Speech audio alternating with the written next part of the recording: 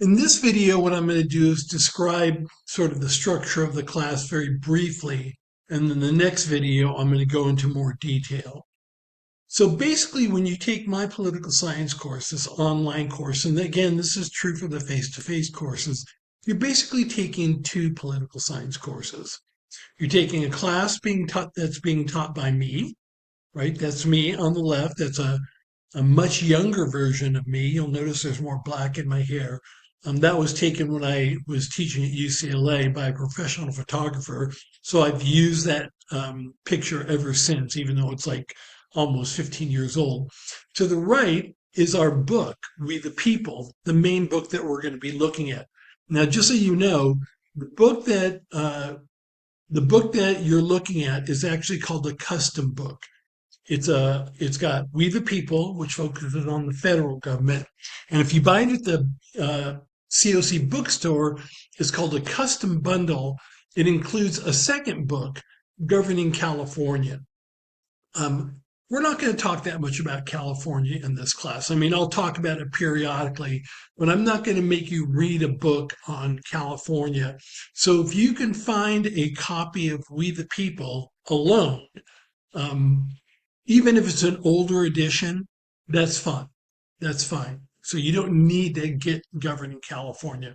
But again, these are the two courses that you're going to be taking essentially. The one taught by me and the one taught by the authors of the textbook. Now, for my part of the class, as I mentioned before, there's a bunch of lecture videos that you're going to have to watch. With each of the lecture videos, I provide lecture notes that basically give you an outline of what I'm going to talk about. There's a study guide for the first exam and the second exam. These include questions that will be randomly selected by Canvas on your first and second exam. So it's a good idea to look at the study guide and fill out the study guide. I'll talk about that more in a second. There's also discussion boards that you'll be filling out, again, based on the lecture videos, or if you're in my face-to-face class, based on the lectures. And then there are practice quizzes that will quiz you on what's in the lecture videos. Now, these are not graded, and you can take them 2 times, so you're not required to, but you can if you want to sort of help you understand it, what the things I'm looking for. So again, the part taught by me is contained primarily in the lecture videos and the lecture notes. The study guide, the discussion boards, and the practice quizzes are a way for you to sort of work with the information that I provided. That's my course. That's the part that I'm teaching. The other part of the course is what the authors of your textbook are teaching. And so what you'll see is in each module, I have a set of reading questions. These are reading questions provided by the author, the publisher of the textbook. Now, if you get an older edition, there may be some outdated questions. Things may have changed. So you can get an older edition. It's not perfect, but I'm sure it'll be fine. The only thing you don't want to do is if you go online and you find We the People and you see something called the Essentials version, don't get that, because students have purchased it in the past and they've told me that it doesn't include all the information that are in the reading questions. So for every chapter that you read, there are going to be 25 reading questions. That's what I call them. And you'll be taking quizzes based on those reading questions. For every chapter, there'll be a quiz.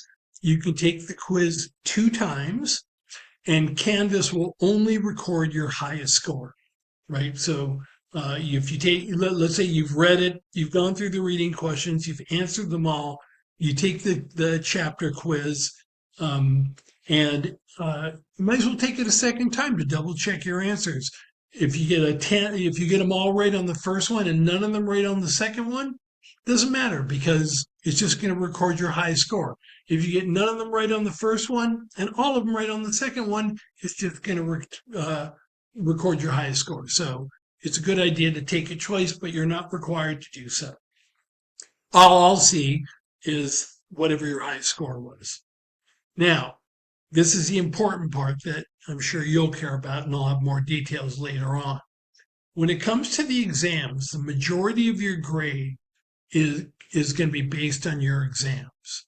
So on those exams, you're going to do two essays, a 30-point essay and a 70-point essay.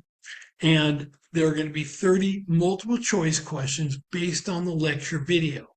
Altogether, this equals 80% of your grade on the exam. The reading questions, again, that come from the textbook, on your exams, there'll be 20 multiple choice questions that come from the textbook, and that comprises 20% of your grade on the exams. And so my lectures are worth 80%. The textbook is worth 20%. So you decide where you're going to focus most of your energy on. Okay? So that's the structure of the class very generally. In the next video, which is going to be a longer video, I'm going to break this down in way more detail. And thank you for listening. Watch the next video.